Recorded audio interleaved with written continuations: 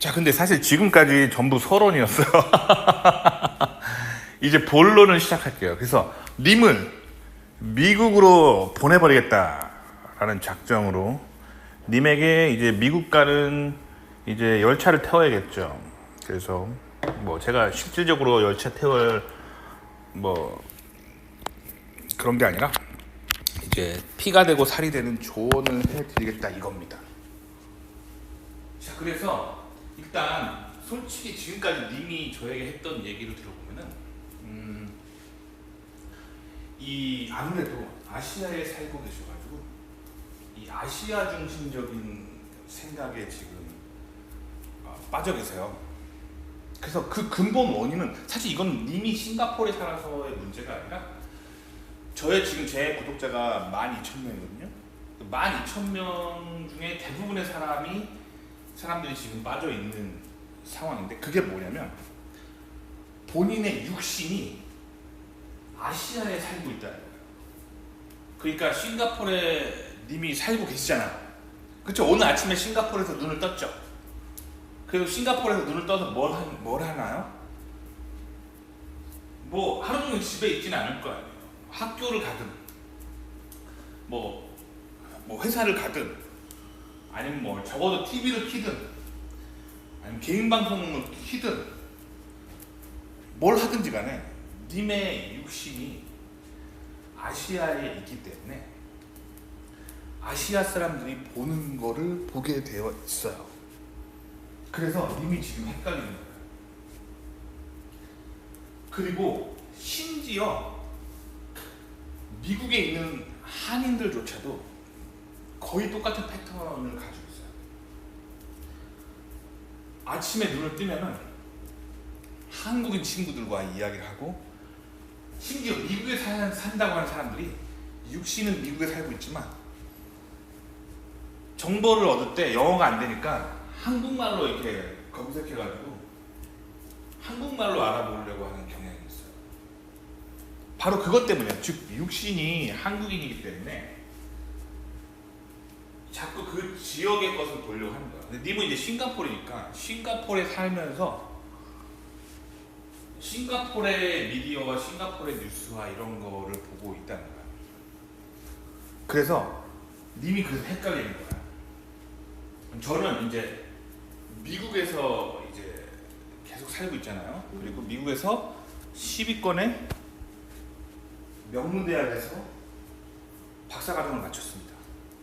그러니까 그 전 세계에서 그 똑똑한 사람들이 몰리는 그 학교에서 있다 보니까 내가 보고 듣는 것이 그 사람들이 말하고 행동하는 것들을 보게 되는 거죠. 그리고 저는 또 실리콘밸리에서 세계 정상의 인공지능 회사들을 여러 군데 다녔어요. 그러니까 저는 한 군데의 회사를 오래 안 다녀요. 왜냐면 인공지능 시대가 왔기 때문에 이제 견문을 넓히는 게 되게 중요하다고 저는 오래전부터 생각을 해가지고, 저는 어떤 회사를 들어가면은 2년을 안 버팁니다. 2년 안 버티고 또 계속 회사를 바꿔요. 그렇게 하면은 이제 계속 다양한 기술들을 접할 수가 있겠죠. 그리고 이제 인공지능 시대이기 때문에 견문이 넓은 사람이 이기는 거예요. 그래서 다양한 회사를 다녔습니다. 그래서 이제 시선이 한국에 있는 분들하고는 좀 달라요. 자, 그러면 님이 지금 저에게 물어보는 거 자체가 싱가포르에서 공부 좀 한다고 하는 사람들이 보는 시선이에요. 패밀리스를 갈까? 팹을 갈까? 테스트 엔지니어를 할까?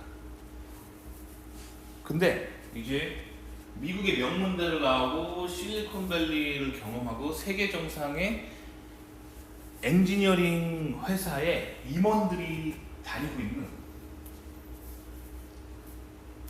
그 회사들 있잖아요. 그 근처에 전문대가 있거든요. 예를 들면 제가 뭐 학교 이름을 딱히 말할 수는 없는데 실리콘밸리에 여러 이제 학교들이 있는데 뭐 실리콘밸리의 명문대도 있어요. 세계적인 명문대도 있는데 실리콘밸리에 정말 듣도 보도 못한 삼류 전문대가 하나 있어요. 이제 그 학교 다니는 사람이 들으면 기분 나빠요. 이름을 얘기할 수는 없지만 D로 시작합니다. D 뭐뭐라고 하는 2년제 전문대가 있는데 공부 더럽게 못하는 애들이 들어가는 거예요. 그런데 그 지역이 세계적인 그런 인공지능 회사의 본사가 있는 그 지역에 있는 전문대. 그러니까 얘네들은 여기 다니는 이제 뭐 전문대 1학년, 2학년 학생들은 어떤 인간들이냐면 다들 자기 엄마 아빠가 다 그 실리콘밸리의 대기업의 뭐 임원 아니면 뭐 부장 아니면 막 그런 사람들입니다. 근데 뭐 이제 공부를 잘했으면 뭐 실리콘밸리에 있는 명문대학교 갔겠죠. 그거 있잖아, S로 시작하는 명문대. 그런 데 갔겠죠. 근데 아빠가 똑똑하다고 해서 자식도 똑똑하진 않아요. 제 친구들도 보면 그런 사람 많아요. 아빠가 대학교 교수인데 공부 쥐뿔도 못해가지고 막 지방대 다녔고 뭐 그래요. 왜 그런 일이 일어나냐면 이제 아빠가 어렸을 때부터 너무 공부를 푸시하니까 삐뚤어진 거죠. 그리고 심지어 이제 제 고등학교 친구 중에 아빠가 목사님이라는 사람이 있어요. 목사님이라는 친구 있어요. 아빠가 목사인데 애는 양아치예요. 고등학교 때 맨날 담배 피고 술 마시고 여자 꼬셔고 다니고 온갖 불량 청소년 짓은 다 하다가 고등학교 1학년 때 우리 반이었는데 학교에서 퇴학당했어요. 근데 저는 이제 걔네 아빠가 목사님이라는 사실이 굉장히 깜짝 놀랐어요. 그러니까 어렸을 때 이제 목사님이니까 아빠가 막 교회 가라 하면서 막 푸시를 너무 심하게 한 거죠. 그리고 성경 읽어라 하면서 막 너무 심하게 푸시를 하니까 애가 삐뚤어진 거예요. 그래서 난 절대 성경 안 읽어, 난 절대 교회 안 나가, 이런 마음이 돼버린 거죠. 그러니까 너무 푸시하면 안 되는 거예요. 너무 푸시. 어찌됐든 그 실리콘밸리에도 됐다 공부 못하는 애들이 가는 2년제 전문대가 있다는 거예요. 근데 그 전문대 바로 앞에 제가 살았어요. 왜냐면 저도 실리콘밸리에 그 유명한 인공지능 회사에 다녔기 때문에 회사가 가까운 데 살아야 될 거 아니에요. 그래서 이제 저는 이제 뭐 주말이나 이럴 때 이제 저는 이제 살 빼려고 막 걷기 운동 이런 거 많이 하거든요. 걷기 운동 많이 하는데 그 전문대 운동장 가가지고 거기 트랙이 있어, 트랙. 그냥 이제 하염없이 걷는 거예요. 그래, 그러면서 이제 운동하고 뭐 그렇죠. 뭐 제 영상 보시면 알겠지만 막 과거의 영상 보면 막 바람 부는데 막 소음 많은데 막 내가 막 걷는 것처럼 막 소음이 심한데 막 영상 찍은 거 몇 개 보신 거 있을 거예요. 다 이제 거기서 이제 그 근처에서 막 이제 조깅하면서 시간 때울 겸 이제 영상 찍은 거죠. 뭐 죄송합니다. 노이즈가 너무 많아가지고. 그래서 어쨌든 뭐 제가 바빠가지고 그렇게 영상을 찍었죠. 근데 그 학교를 보면 이제 가다가 보면 이제 학교 게시판에 뭐 강의 뭐 이런 게 막 붙어있어요. 강의 계획서. 혹은 여름방학 액티비티, 뭐 아니면 주변에 이제 뭐 컴퓨터 학원들이 뭐 이런 자격증 따라하면서 이제 게시판 붙여놓고 보잖아요. 진짜 깜짝 놀라요. 삼류 전문대인데 커리큘럼 자체가 완전 실리콘밸리에서 핫하게 다루고 있는 토픽이에 다. 그러니까 공부를 쥐뿔도 못해도 그냥 실리콘밸리 살면서 그 실리콘밸리 다니는 부모를 둔 그 자녀들이 다니는 그런 전문대 학교만 나와도 세계 정상의 트렌드를 알 수 있게 되어 있어요. 그래서 사는 곳이 그렇게 중요한 거예요. 아시겠죠? 자, 그래서 이제 미국 진출을 목표로 할 때 이제 중요하게 생각하는 것들을 이제 보셔야 돼요. 자, 일단 님이 크게 저한테 세 가지를 물어봤어요. 팹 리스를 가야 될지, 팹을 가야 될지, 테스트 엔지니어가 돼야 될지, 뭐 이런 거 물어봤잖아요. 일단 랭킹을 매겨줄게요. 테스트 엔지니어 같은 건 하지 마세요. 테스트 엔지니어는 사실 님이 왜 그게 자꾸 끌리냐면 싱가포르 애들이 제일 많이 하는 게 테스트 엔지니어예요. 그러니까 지금 미국에서 어떻게 돌아오냐면 미국의 인공지능의 칩 디자이너들이 칩을 디자인하잖아. 그러면 그거를 실리콘을 만져볼 일이 거의 없어요. 심지어 칩 디자이너인 저조차도 저는 노트북을 키면은 저의 레이아웃은 오로지 노트북 화면에서만 보이는 거예요. 노트북 화면에서만. 나도 컴퓨터 칩이 어떻게 생겼는지 모르겠어요. 아시겠죠? 디자인만 한다고요. 설계도면. 그 다음에 그 설계도면을 어디로 보내냐면 요즘 뭐 다 아시죠? 핫한 대만으로 보내는 거예요. 대만으로 보내면 대만에서 그거를 웨이퍼에다가 이제 그 설계 패턴을 웨이퍼에다가 이제 공정을 넣어가지고 이제 실리콘 칩을 만드는 거잖아요. 그쵸? 그 대만에서 그렇게 실리콘 칩을 만들면 이제 그거를 이제 실리콘 칩이 이제 웨이퍼잖아요. 웨이퍼를 잘라야 될 거 아니에요. 근데 일반적으로 대만 애들은 웨이퍼만 만들어요. 그 웨이퍼를 자르는 거는 또 대만 애들은 노가다라고 생각하는 거예요. 근데 대만 애들 자기도 사실 미국 노가다 해주고 있습니다. 근데 좀 하이 퀄러티 노가다라 이거죠. 대만 애들이 그 미국 하청을 받아가지고 미국 대신 칩을 만들어주는 노가다를 해요. 그러면 이제 그 칩을 이제 잘라야 될 거 아니에요. 자를 때 이제 자르는 게 이런 게 다 싱가포르로 가는 거예요. 그럼 싱가포르 애들이 이거를 이제 잘라요. 톱으로 잘라요. 톱으로. 뭐 근데 이게 나무 자르는 톱이 아니라 이제 그라인더죠. 이제 막 돌아가는 정밀 톱이 있습니다. 다이슨 소라고 하죠. 이걸로 웨이퍼를 잘라가지고 칩을 만드는 거예요. 근데 이게 톱이 굉장히 정밀해요. 몇 마이크론 단위로 컨트롤할 수 있는 정밀 톱이에요. 그걸 잘라가지고 이제 그거를 이제 보드에다 붙여야 될 거 아니에요. 실험하려면. 그 싱가포르 애들이 다 그런 거 하는 거예요. 붙여가지고 이제 중요한 건 테스트 뭐냐?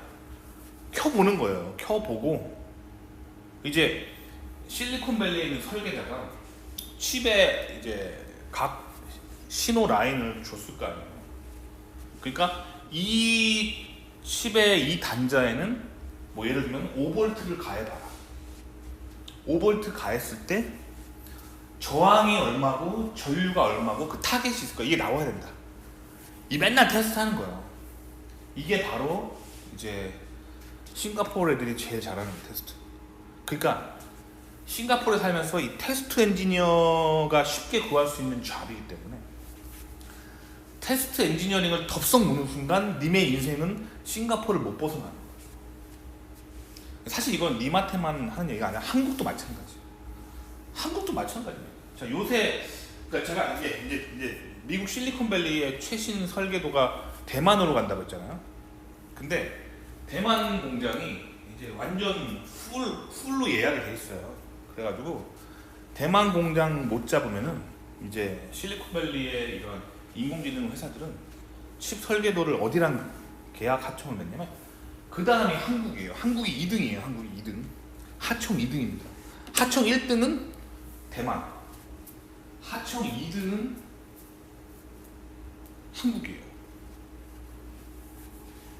일본으로 가는 하청도 있긴 한데 일본 애들은 이제 인건비가 너무 비싸가지고 이제 정말 비싼 칩이잖아요. 정말 비싼 칩. 초기에 프로토타이핑으로 만드는 정말 비싼 고가의 칩은 이제 일본으로 가긴 하는데 일반적으로 1등은 대만, 2등은 한국이에요.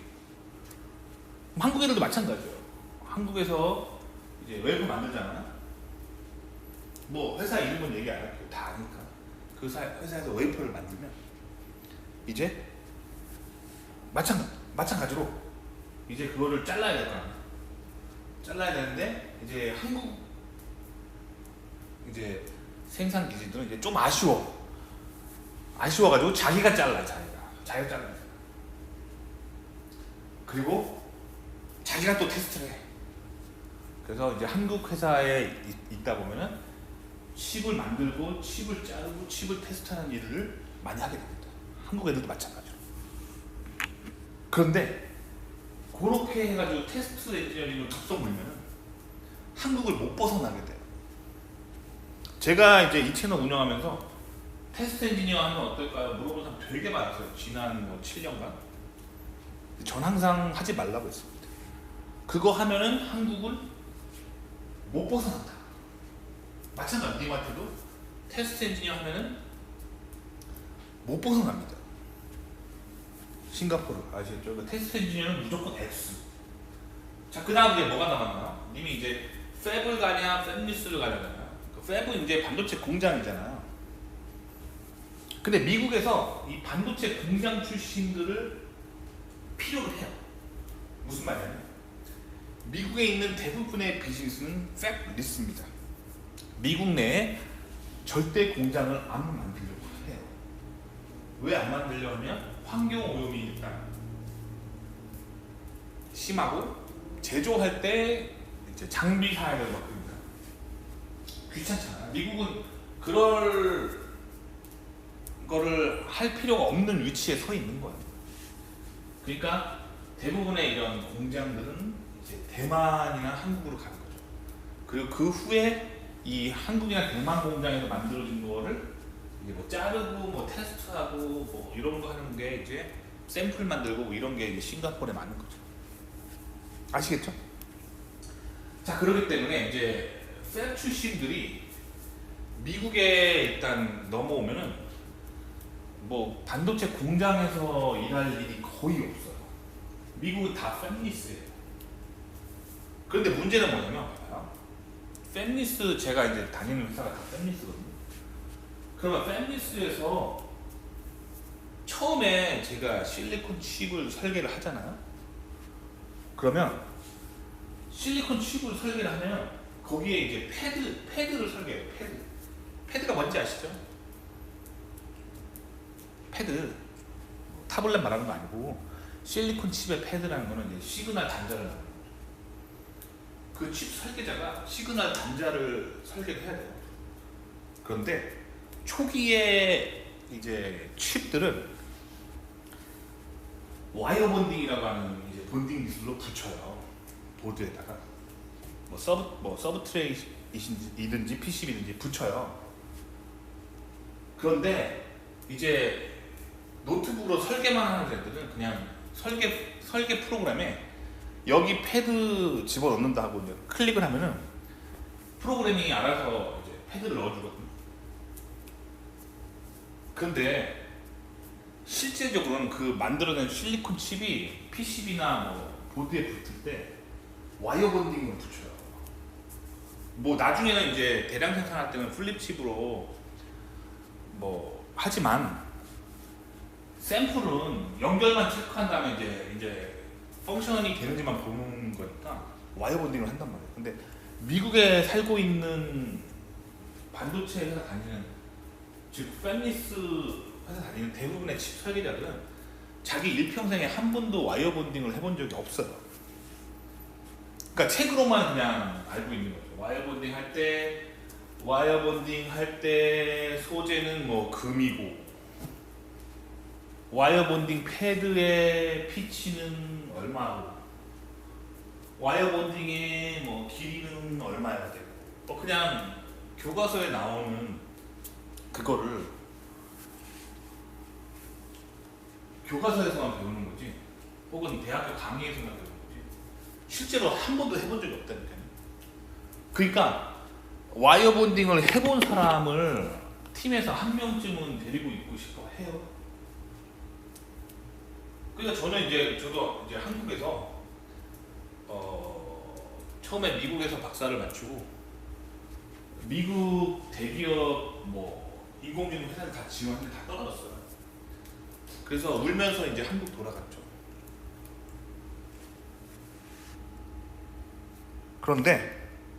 그래서 한국에 이제 귀국을 해가지고 한국 회사에서 맨날 불량, 공장에서 일하는 불량 맨날 이런 거만 했어요. 너무 짜증났어요.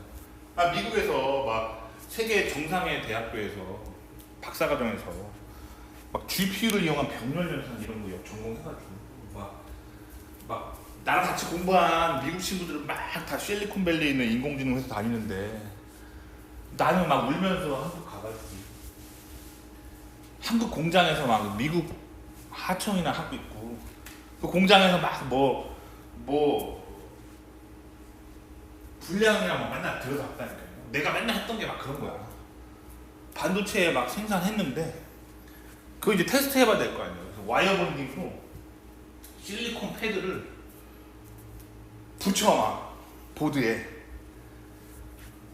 그 내가 붙는 게 아니라 이제 기계가 있죠. 기계가 이제 와이어 본딩 기계가 이렇게 본딩을 막 해. 그러면 이제 패드가 막 깨지거나 패드에 막 아니면 막 어디 금이 가거나 그래가지고 이 와이어 본딩이 깨져버려. 그럼 왜 깨졌는지 막 현미경 들여다보고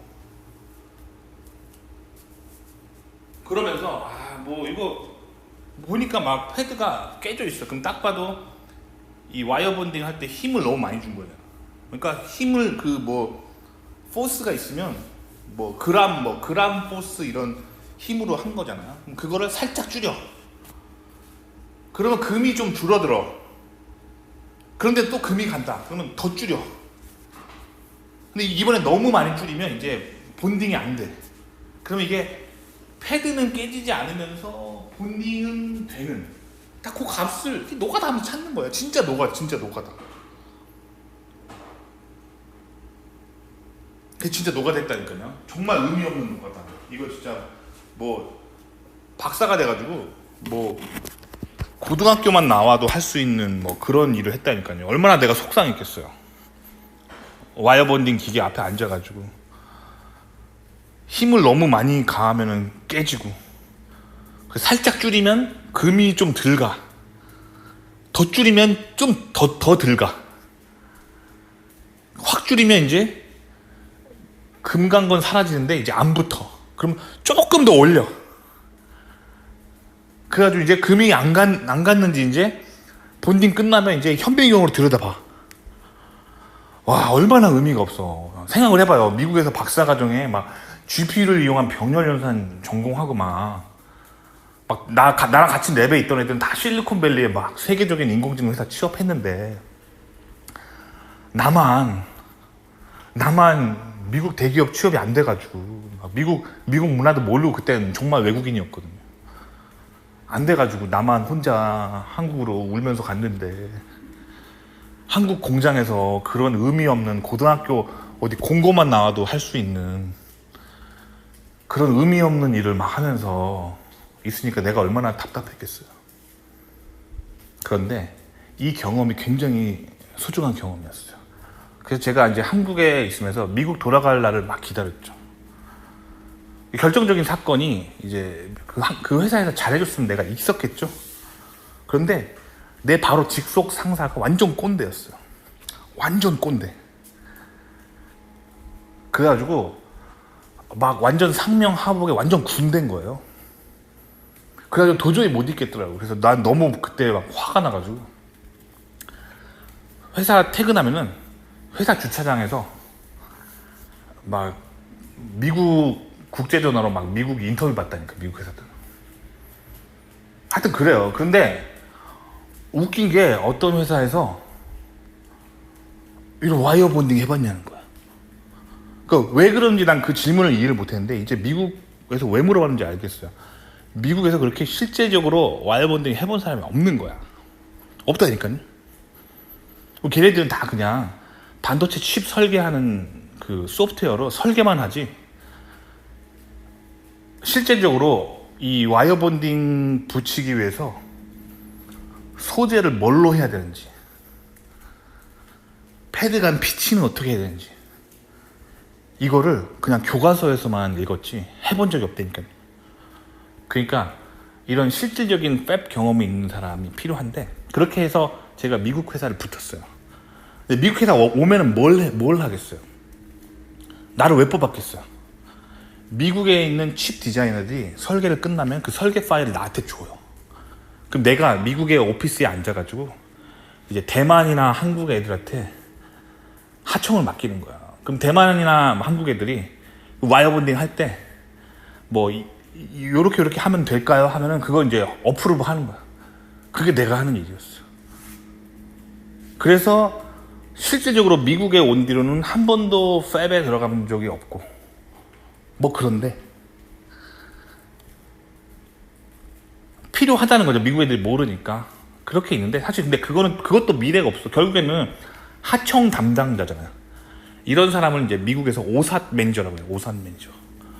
오삿, 이제 아웃소싱, 뭐 어셈블리 테크놀로지 뭐 이런 매니저라는 거죠. 오삿 매니저라고 하는데, 하청업체 관리하는 거예요. 한마디로. 비전 없어. 이것도 미국 반도체 회사에서 가장 계급이 낮은, 그렇죠. 그래서 그런데 어쨌든 받아준 거잖아요. 그렇게 있으면 내가 뭘 했냐면, 나는 이 회사를, 그 첫 다녔던 그 미국 회사를, 나는 이 회사를 반드시 벗어나리라 하면서, 이제 제가 박사 때 배웠던 이제 GPU 그쪽으로 이제 계속 틀면서 계속 하면서 이제 GPU 하는 회사로 이제 계속 옮겨갔죠. 아시겠죠? 나의 이 여정을 보면 답이 보이잖아요. 님이 지금 선택이 일단 테스트 엔지니어는 아닌데 팹을 가냐 팹리스를 가느냐의 선택이 있는데, 당장 님이 팹을 가잖아요. 그러면 싱가포르에서 취업이 잘 될 거예요. 왜? 하청을 많이 하는 게 싱가포르잖아요. 취업이 잘 될 거라고요. 근데 그 팹 경력으로 미국에 가면 님한테 비전이 없어요.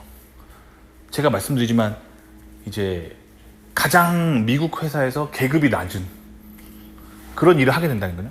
즉 아시아 하청 담당자가 되는 거예요. 그럼 안 되겠죠. 물론 그렇게 있으면서 저처럼 이제 계속 공부를 해가지고 옮겨가면 되는데, 저는 박사 때 이제 이미 GPU를 잘 알고 있는, GPU 아키텍처를 다 알고 있는 이런 지식을 가지고 있었기 때문에, 저는 그 미국 첫 회사를 탈출해서 이제 실리콘밸리 정상의 인공지능 회사까지 여정을 갈 수 있었는데, 님한테는 그런 미천이 없잖아요. 그쵸? 그래서 싱가포르에 살면서 이제 팹을 가려고 하는 그런 유혹에서 좀 벗어나야겠죠. 팹리스를 가야겠죠. 팹리스에서 이제 설계를 해야겠죠. 근데 이게 또 팹리스도 설계를 하는데, 또 이 설계하는 것도 계급이 있어요. 계급이 있습니다. 정말 핵심 인재들이 아키텍처 다 설계해놓으면 그거를 레이아웃만 하는 하청업체가 하청하는 일들이 있어요. 아마 싱가포르에서 그런 일도 많이 할 거예요. 무슨 말이냐면, 실제로 제가 실리콘밸리 인공지능 회사에 다녔을 때 실제로 업무했던 방식인데, 저 같은 사람이 이제 컨셉을 다 정해요. 그러니까 뭐 칩 사이즈라든가 칩의 입출력 패드가 몇 개고 칩의 펑션이 뭐고, 이제 IP라고 하죠. 플로우 플랜. 그 칩에서 어디가 이제 CPU랑 연결되는 데고, 어디가 GPU랑 연결되는 데고, 어디가 메모리랑 연결되는 데고, 뭐 이런 거 있잖아. 요거를 다 정해 놓으면은, 컨셉을 다 해놓으면 이제 거기까지만 잡아요. 그 다음에 실제로 그 라인을 연결하는 거는 다 하청이에요. 뭐 예를 들어 볼게요. GPU랑 메모리랑 아키텍처를 다 만들어놔. 근데 요즘 나오는 메모리 칩 하나에 입출력 단자가 막 1000개가 넘어요. 1000개, 2000개, 3000개 막 이래요. 그러면 예를 들어 3,000개라고 쳐봐요. 그럼 설계 소프트웨어로 3,000개의 라인을 다 연결하려면 얼마나 힘들어요. 그러니까 그렇게 하지 않고 그냥 그 신호의 성질만 정의해 놓는 거예요. 그리고 그 중요한 아키텍처가 되는 그 IP 블락들의 위치만 설계를 한 다음에 나머지 그 뭐 CPU랑 뭐 GPU랑 메모리랑 연결하는 막 몇천 개의 그 라우팅은, 즉 선 연결하는 거는 다 하청으로 보내요. 하청 어디로 가나 보면은 한국, 인도, 저기 싱가포르 뭐 이런 데 다 가요. 근데 요새는 인도가 잘 나가요. 왜냐면 인도가 인건비가 싸니까. 그런데 싱가포르 쪽으로도 좀 가죠. 이런다니까요. 그러면 님이 또 팹리스 가면은 싱가포르의 팹리스에 있으면 좀 그 뭐랄까 정말 핵심 일은 또 못하게 되고, 이미 실리콘밸리에서 다 컨셉 잡힌 거를 뭐 3,000개 이제 라인 막 연결하는 그런 레이아웃 일만 하게 되는 거죠. 굉장히 의미 없다고 느껴지고 그럴 거예요. 하지만 그래도 그게 낫습니다. 그거를 이제 싱가포르에서 하시면서 눈여겨봐야 되는 거는 그 작업을 하면서 단순 매일매일 그 작업만 하고 아, 나 일 다 했어 하면 님은 미래가 없어요. 그게 아니라 님이 그거 공부를 하셔야 돼요. 내가 이 메모리에 있는 뭐 3,000개의 이 커넥트 핀이 이 GPU에 있는 이 커넥터 단자에 연결하는 거를 설계 하청을 하는 일을 했어요. 그럼 그걸 막 연결하면서 큰 그림을 봐야 돼요. 아, 왜 메모리에서 나가는 선이 GPU로 들어갈 때는 아, 왜 이렇게 이런 방향에서 이렇게 들어가지? 그리고 여기 보면은 하청하다 보면 그 설계 도면에 소재가 있어요. 아, 왜 여기에는 이 소재를 쓸까? 그거를 이제 매일 이제 물리학 책을 꺼내가지고 물리학적으로 이제 계속 이제 소자의 특성을 본인이 스스로 셀프 스터디를 해야 돼요. 그렇게 하다 보면은 이제 어느 순간 이제 도가 틀 거예요. 아, 그래서 메모리랑 GPU랑 연결할 때 이런 방식으로 연결하고 피치는 왜 이래야 되고 이 소재는 왜 이래야 되고 그리고 그 라인을 지나가는 시그널의 특성은 아, 뭐 몇 헬츠가 지나가는데 아, 여기가 이제 시그널 라인이구나. 그리고 여기는 시그널은 아니고 그냥 DC 전원이 지나가는구나. 즉 파워가 지나가는구나. 왜 시그널이 지나갈 때는 이렇게 설계하고 파워가 지나갈 때는 왜 이렇게 설계할까? 그거 아무도 안 가르쳐줘요. 하청업체 있으면 아무도 안 가르쳐줘요. 그냥 단순하게 이 핀을 저 핀에 연결만 해. 3,000개 연결해. 인형 눈알 붙이는 일만 하게 되는데 인형 눈알만 붙이고 퇴근하면 님의 인생이 남는 게 없다는 거예요. 그게 아니라 왜 인지를 늘 본인 스스로 독학을 해야 돼. 아무도 안 가르쳐줘요. 하청업체에는 그걸 알 수 있는 사람이 없어요. 알 수 없기 때문에 하청업체가 하청업체인 거예요. 그렇게 해서 이제 설계에 그런 거를 배워가지고 이제 미국에서 설계를 연구하는 대학원이나 이제 설계하는 회사로 넘어오면 되죠. 그러면 굉장히 좋아할 거예요. 왜냐면 실제로 미국에서는 이렇게 노가다적인 그림 하청은 다 아시아에 줘버리기 때문에 정작 미국의 설계자들은 또 막 펑션을 잘 모른다니까요. 컨셉만 알지. 그러니까 이제 그 빈자리를 채워주는 거죠. 그렇게 들어가서 이제 본인이 실력을 쌓으면서 칩 설계자로 우뚝 올라서야겠죠. 그러니까 미국 진출을 하려면 무조건 이제 팹리스로 가야 돼요. 그럼 또 팹리스가 또 다 팹리스가 아니에요. 팹리스도 레벨이 있어요. 그냥 일반적인 뭐 싸구려 스위치 부품 만드는 회사도 있고 뭐 인공지능 만드는 회사도 있고 뭐 RF라고 해서 이제 통신칩 만드는 회사도 있고 실리콘 포토닉이라고 해서 이제 빛을 이용한 어떤 인공지능이나 커뮤니케이션 디바이스 만드는 회사가 있고 또 요새 뜨는 퀀텀이 있고 그렇잖아요. 근데 퀀텀 칩은 솔직히 말씀드리면 미국에서 박사 나오지 않으면 진출이 쉽지 않아요. 혹은 뭐 이스라엘의 명문대에서 뭐 퀀텀 랩 출신 아니면 미국에서 명함도 못 내밀어요. 그러니까 이제 퀀텀은 솔직히 지금 좀 무리고, 뭐 선택이 가능하다면 일단은 뭐 싸구려 칩 만드는 데는 피해야 되고, 그리고 통신 칩은 이제 좀 시대가 지났어요. 뭐 RF 칩 이런 거 있잖아요. 뭐 스마트폰에 들어가는 거. 왜냐면 이제 스마트폰 시대가 지났잖아요. 그런 거 제끼고, 요즘 핫한 이제 AI 칩 팹리스라든가 아니면 이제 저기, 근데 또 AI도 이제 시대가 지나가고 있는 거 알죠? AI 시대가 지나가고 있어요. 그러니까 실리콘을 이용한 AI 시대가 지나가고 있어요. 요새는 이제 포토닉스라고 해서 레이저를 이용한 이제 인공지능이 등장하고 있거든요. 그러니까 실리콘 포토닉스를 이용한 AI 팹리스 회사가 뭐 제일 좋아 보입니다. 뭐 사실 진짜 미래가 있는 거는 퀀텀인데, 퀀텀은 제가 말씀드렸던 것처럼 미국에서 박사하거나 아니면 뭐 이스라엘에서 박사하지 않으면 이 미국 퀀텀 업계에서 명함도 못 내민다. 아시겠죠? 그러니까 뭐 이런 포토닉 관련 AI 팹리스 쪽으로 진출하는 거를 권해드립니다. 도움이 되셨기를 바랍니다.